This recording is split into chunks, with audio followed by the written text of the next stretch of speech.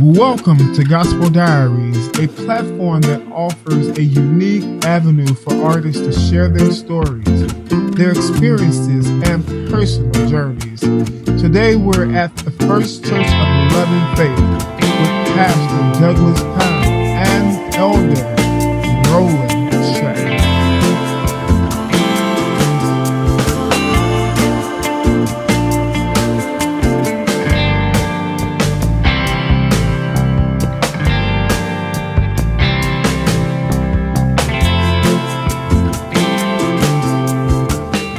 Reverend Meek said, "Don't rush, Archbishop." And guess what?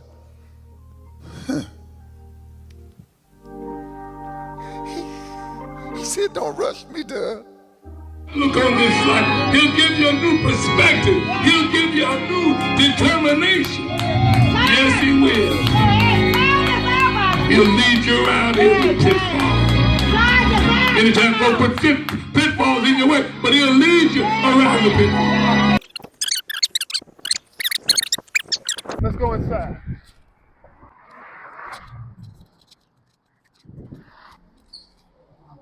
Sanctuary, y'all. All right, so we're in the foyer of the church. Oh my God, and do I feel like it's a sanctuary? Oh, and we have a living legend right there, Mr. Reverend Roland Chaplin, Bishop Crusher. And we got the one and only, the pastor of the church. Welcome to Gospel Diaries, y'all. Listen, I'm in the magnificent city of Chicago at the historic First Church of Loving Faith. I had to stop here. Why not stop here? So many wonderful things, so many blessings have just happened right here in this sanctuary. And I'm with the current pastor, who's no stranger to the city of Chicago, no stranger to the church. And I'm so honored to delve into your Gospel Diaries. I'm talking about none other than Bishop. No, Bishop. Reverend. Doctor, yeah. Am I being prophetic right now? Reverend Pastor God Douglas bless you. Powell. Praise the Lord. Praise the God. God bless you, Dr. Clark. Now I'm going to be prophetic. Oh, yeah, Dr. Clark. Glory be to God. Yes. It's so good to have you back in the city. Yes. I know that you're a native of Chicago. Yes. And what, you've been in Arizona for 10 years? For 10 long, hot years. Yeah, but you're doing a great work, brother, running all over the country. I am, because, you know, my heart is for the people that have stood behind the sacred desk and have encouraged the world through this phenomenon that we know of gospel music. So what better opportunity or what better chance that we have now to make sure that we are the authoritative in telling our own narrative. Absolutely. And I'm grateful to be here. I like your white, by the way. You know, this first Sunday. Sunday. There you go. And actually, you know, spiritual churches are known for their white. We're known for our white. But speaking of a historical church, you're absolutely right. Yes. There are so many people that have been through these walls. The President of the United States, Bill Clinton, Harold Washington, first time he was elected. This is the church that he came to. Archbishop was a powerhouse here in the city of Chicago. Anytime that people came through these doors, they were automatically known to officially become that office. And I'm thinking about the banquet for 40 years down at the Hyatt at Archbishop. Now, what African American Or has the prominence to take an annual event to the Hyatt downtown? 40 years. My God. Pack it out every year. And these people bought tickets too. They didn't go in. Absolutely. It wasn't free. And guess what? They were paid before we even walked in there, okay? We weren't collecting no money. Yes.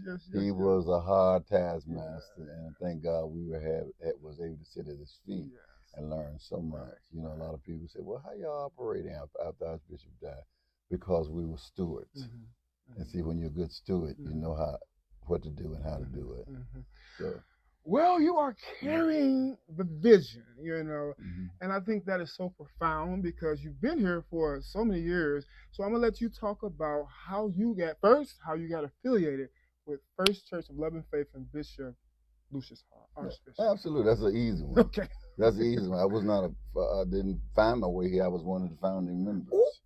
Oops. Okay. Here at First Church of Loving Faith, and that was over 44 years ago. And it was after Archbishop supposed to been ordained at First Church of Deliverance, and they told him to get his robe, and when he got his robe, there were politics involved, and rather than fighting or trying to divide the church, he decided, hey, I just leave. And that's when he was ordained. Reverend Clay Evans and Father Hayes ordained him down at Fellowship Baptist Church, and people came from all over the country, and the church was filled with nothing but preachers.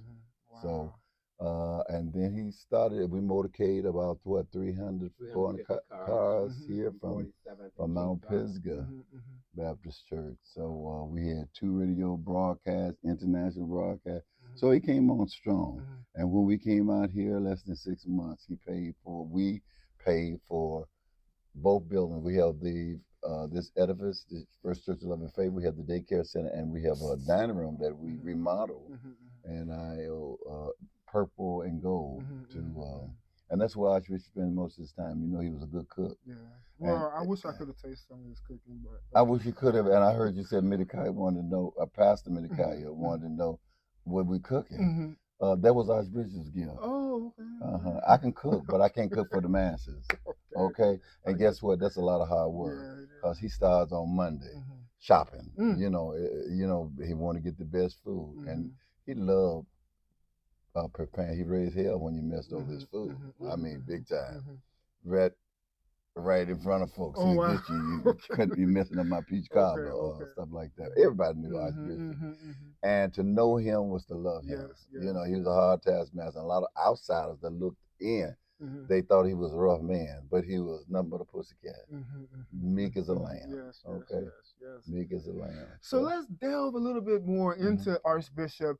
So Archbishop was very articulate. He was one of the greatest narrators, one of the greatest MCs that Chicago ever seen. And it was so befitting because he comes from one of the prototypes, like from one of the originators of broadcasting Black Protestant churches, early 20th century. And we're talking about none other than First Church of Deliverance, Reverend Clarence Cobbs. So he was an announcer. Let's talk a little bit about Archbishop at First Church of Deliverance. Well, first of all, he was there for many years, but preacher Cobbs saw something in Archbishop.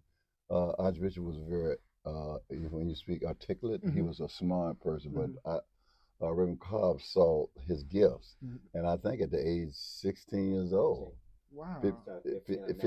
making announcements at First Church of Deliverance, and he started announcing, and a lot of haters on him, but when Reverend Cobbs sanctioned you better, let him.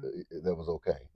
So he did that until he left the church in 1980, and a lot of people tried to imitate him, but they never duplicated him. So he was a hard person to follow, and he knew how to pull it together. You know, he was the first one to have these music extravaganzas of his birthday music at First Church Deliverance, and they would be standing out. At that big church? At that big church. They would be standing outside. And it got so crowded. You know, St. James just purchased Tabernacle. And I shouldn't say. Are you serious? They just bought it this week. Bishop Willie James Campbell? Well, Chris Harris bought it.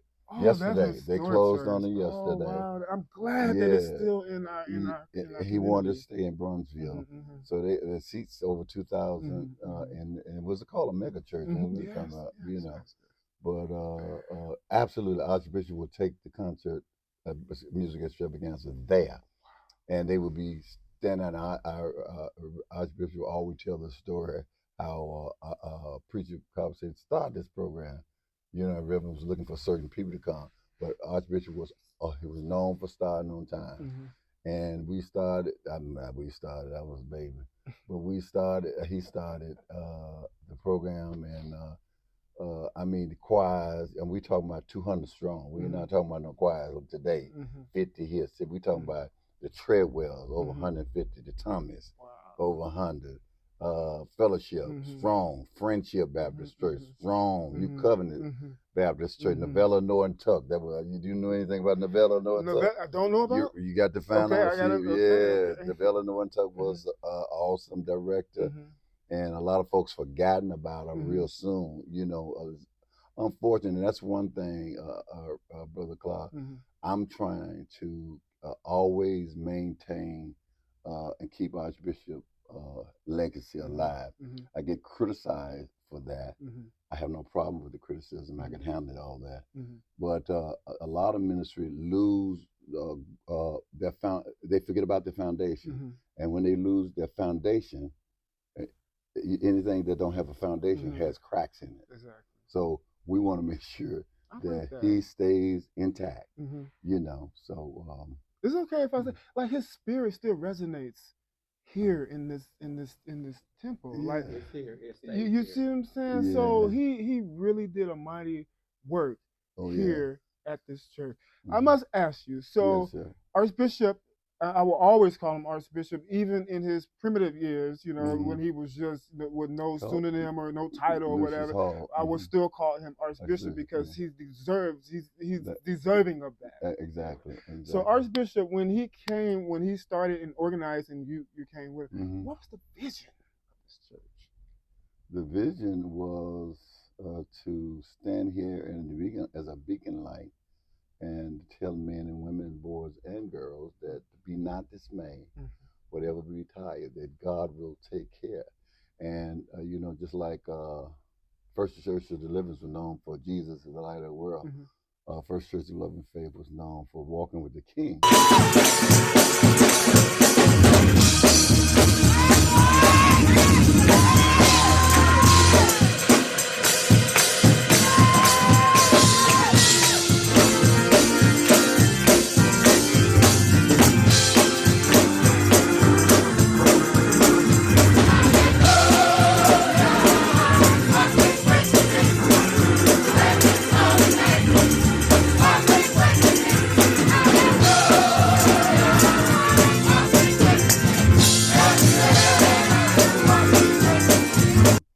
And a lot of people taken out of context. They thought we were talking about walking with, as Archbishop was the king. Just like when Reverend Cobbs will come on, he said, it makes no difference what you think of me, but it does make a difference what I think of you. People taking that out of context, but if they read the script a little longer, he will tell you that I will not allow hate separate me from the love of Christ. They didn't get it. All they get, if you learn how to get the whole content, you know. So that was his vision, was to feed the hungry and to minister to the masses and the people that were in this community. You know, for many years we had a food program, and they would come from all over the city. And I remember one time we was feeding folks, and the folks that Archbishop fed, Reverend Chapman happened to be and Reverend Chapman happened to be here, you guys. He is, and he's going to be coming up really soon. He was feeding this young man, and before Archbishop get home, he had busted into the dining room, and Reverend Chapman was in the dining room. Archbishop had to come back here, and the guy, they asked him to come out of the raptor. He wouldn't come down. And I'm sure you probably know, or if you don't, it was known all over the country. Jerry Springer and everybody was trying to get Archbishop on TV, but Archbishop shot the guy, and they would call him the you know what? I have to give a fire and carrying bishop. Yeah, absolutely. And now here, 2024, if you don't have security, come on, you crazy. He was prophetic already.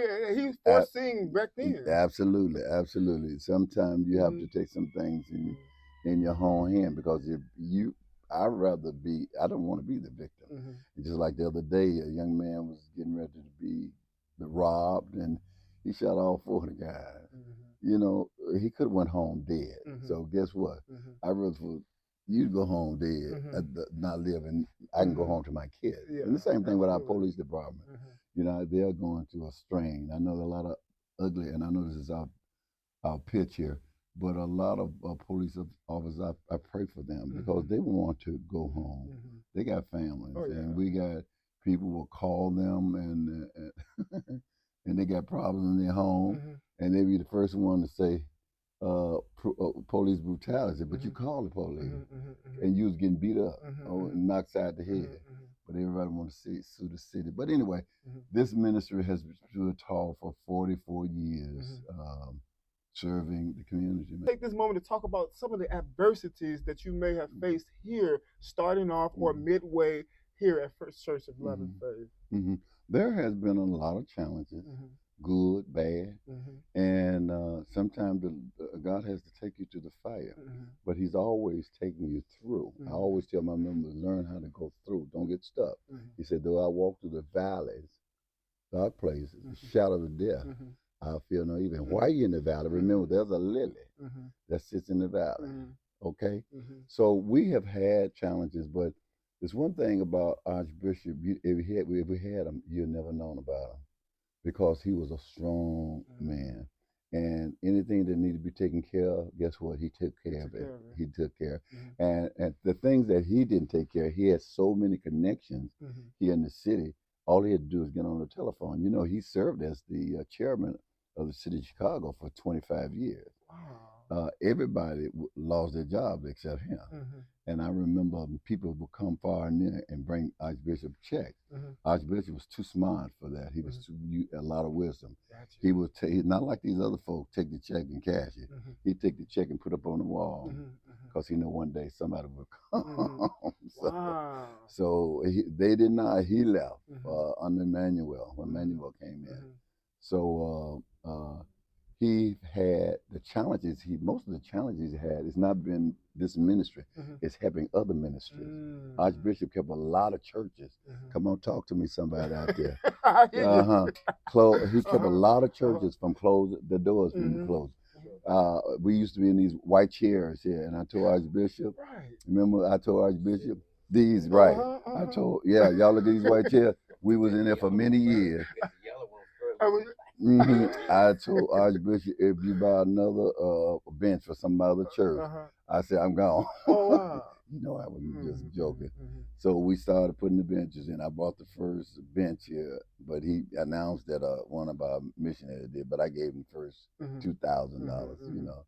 So, but anyway, that's who we ended up, and then we had members who donated the carpet, you know, so. But the obstacle you're talking about, we really didn't know about any.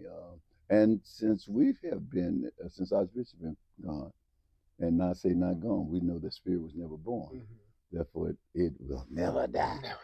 Okay, so he lives. He don't live in the physical body, but he lives in the spirit. So yeah, absolutely, his spirit is alive and well here in this church. And as you come in the church, you'll see the word "all is well." That's the last words Archbishop said to me before. He said, tell the people all is well. All is well. All is well. I said, because it's the first time we've ever left him in the hospital. He would stay all day, I would stay all night. He never, the president of the United States, didn't have nobody to stay with him all 24. Archbishop was spoiled. He had to have somebody with him. And during COVID, you know, it was impossible to be in there with him, but it hurts my spirit to know that he died without us. You know, we know that we are living creatures, living on a spiritual experience, but we know we got to leave here. But to leave here disconnected with him, and because we had spent so much precious time with him. So that was the big challenge during COVID. That was the challenge. If you want to know, because he actually passed during COVID. He died. You're right. During 2020, right after his birthday. We actually we would plan his birthday. Speaking of birthday, had all the choirs coming and all that week. And his birthday is the 27th of March, and COVID was hitting around. It was just getting around, and Archbishop just counseled it. That same week, we had to take him into the hospital. 2 days after his day of his birthday. Day after his birthday, we had to take him. 28th, had to take him. Oh God, to the hospital. So. A pillar of inspiration in Chicago's South Side, celebrated in song and prayer today. His love for human life was just amazing. The history of the Black church in Chicago could not have been written without a chapter on Archbishop Lucius Hall. With a unique dedication to the community he served and the thousands of lives he helped uplift. Yeah! What way to honor him around his birthday on this Palm Sunday. Archbishop Lucius Hall was the founder and pastor of First Church of Love and Faith in the city's Auburn Gresham neighborhood. Now a stretch of 79th Street between Damon and Campbell bear his name, along with this fellowship hall. As long as we are alive, Archbishop is alive. And now all of 79th Street will know every time we pass this way that we are still walking with the King. The spiritual leader founded his church in 1980 and 1990 was appointed chairman of the Human Resources Board for the city. The Reverend was seen as a religious pioneer, having started 2 nationwide broadcast ministries. Those who spoke today say Hall's reach extended worldwide. Hall passed away last April from complications due to COVID-19 at the age of 87. Now it's left up to us to make sure that the life he lived will not be in vain. That's heavy. That was heavy, and I'm sure a lot of family who had the same struggle to have their loved one to die in the hospital. And the thing is, bodies was everywhere, you know, everywhere. And to me, I wish I would have left him at home, you know. Home. Well, we could talk about Archbishop, and this is one thing that I love about you, that you do not mind reverence people and honoring what, you know, their contributions. But I'm here to brag on you too. You are you are a businessman of all businessmen in Chicago, and you did it so delicately with the flora. Was it called Lakeshore Flora? So you were in business for a long time too. 35 years. So let's kind of talk about how you got into that industry. Okay. Well, this is how I got it. You're gonna be a laugh when you find out. I used to own a grocery and corned beef place. What? And a liquor store. No, are you? And lottery, yes. King of Kings, glory, yes. You serious? What year we talking? Oh yeah, I had what year? What year? Yeah. What time was that when I retired? In the 90s. Yeah, 90s. Yes. 69. Lord, send it my way. 69, yes. Okay. And I had you want to know why I get in flower business. I said, now they could steal my liquor, but they can't steal no flour because they die. I said because they can take bottles and food home and put them in their places. So I said, what can I do? And Archbishop loved flowers, and Clarence Hayes, who was known for all over the state for doing flowers. He used to do flowers for Johnson & Johnson. Okay. Mr. Hayes, if you go get some history about down on King Drive, you will hear something, get some history on this young man. He was the epitome of florists. But anyway, he belongs to this church. So he passed. So I said, I'll take on the mantle. And I did. So it made me start opening up the flower shop. 2 reasons: because of Archbishop having a need for flower, and 2, that I knew those flowers would die. So you kind of learned from like experience. I learned from experience, but I went to school. I went to school, absolutely. I went to school. You know, that's one thing my parents taught me.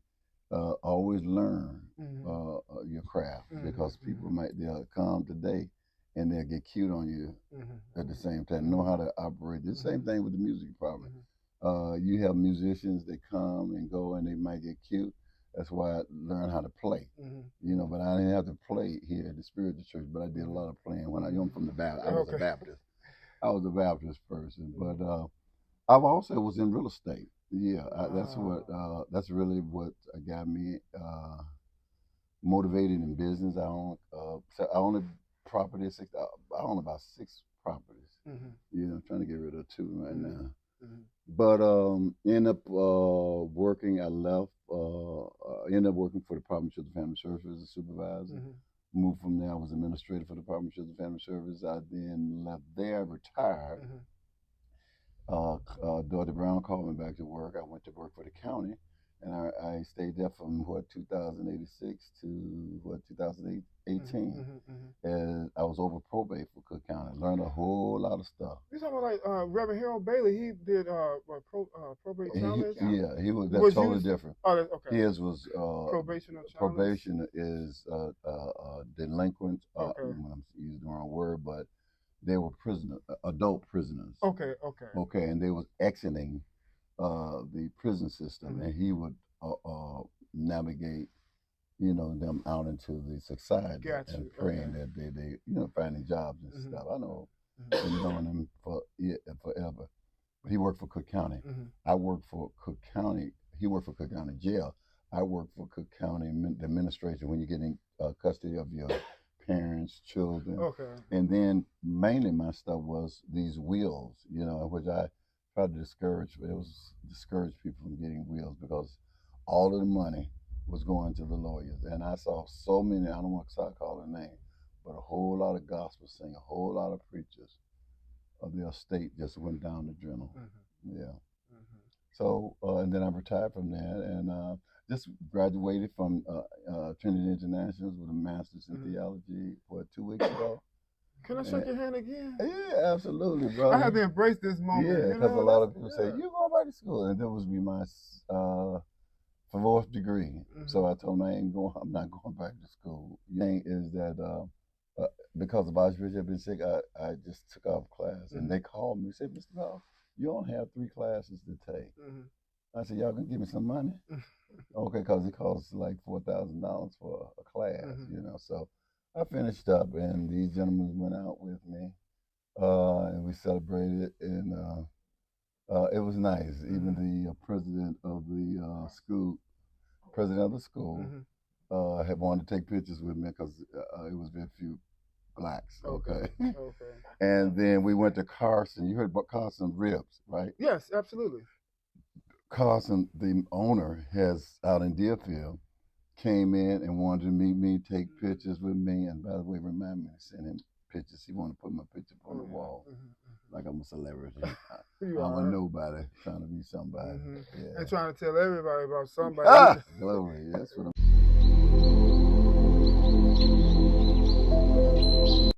Hello, I'm Eric Maurice Clark, here to introduce the W.J. McFadder Gospel Foundation. Willie James McFadder is a name not known to many in the gospel music community, but his piano and organ skills were unmatched. As a teenager, I hosted a television show, and through that show, I met W.J. McFadder. He was on the radio and agreed to let me interview him. Later, I went with him to a funeral home and sat with him on an organ bench while he played. I heard him start to sing and glanced around the chapel, only to find that golden voice that pierced my soul was sitting next to me.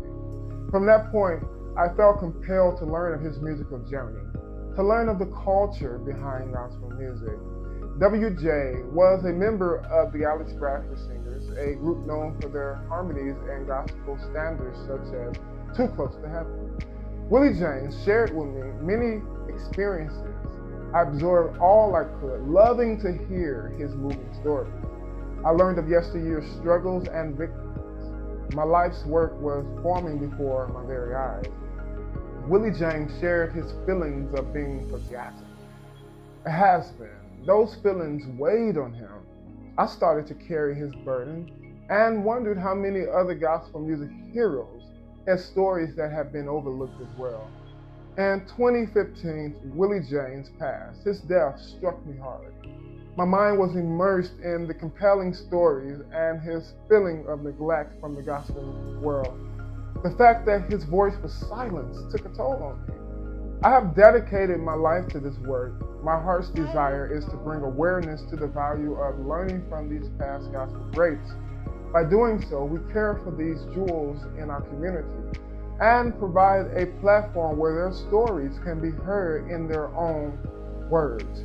I present to you the W.J. McFadder Gospel Foundation. If you are a witness, let God abide. Let God abide. If you've been converted, let God abide. Let God abide. If you're sure that you know Him, and if He walks by your side,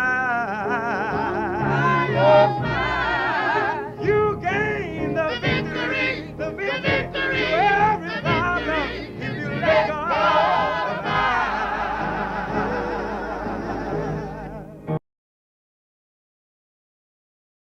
talking about. and shouting. But Yes, sir. last but not least, you have to talk. You have to talk. You have to talk. What do you want to be remembered for? Like, what do you want your life? What do you want most to stand out about your life? I got script on my tombstone. Well, not tombstone, my crypt. Oh, okay. May the work I've done speak for me. Sound like the consolers. Yes, and I want to love people. I want to lift people. And my ministry, you was reading the chart that came in view. I don't know whether you grabbed the scripture, but Ephesians 4 and 12 talks about perfecting the saints. And my job here is to build people up and to develop their talent, their gifts.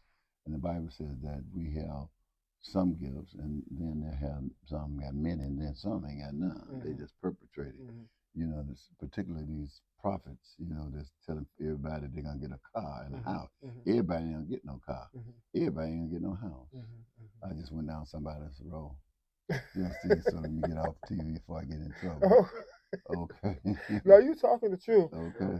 But listen, Pastor, what I wanted to do is I Yes, wanted sir. to come by here and look you eyeball to eyeball and let you know I'm proud of you.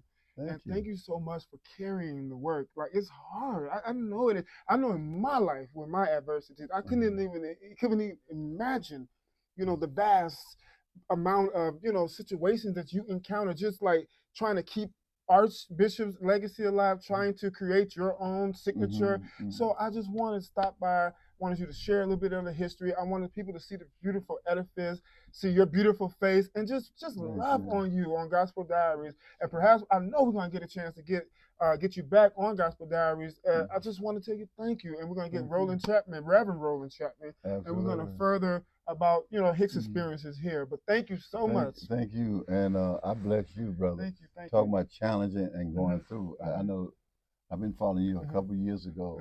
You almost lost your life. Oh yeah. Okay. Yes. And the Lord kept you around to do a great work. Yes. He said greater works, and you're doing a greater work. Thank you so much.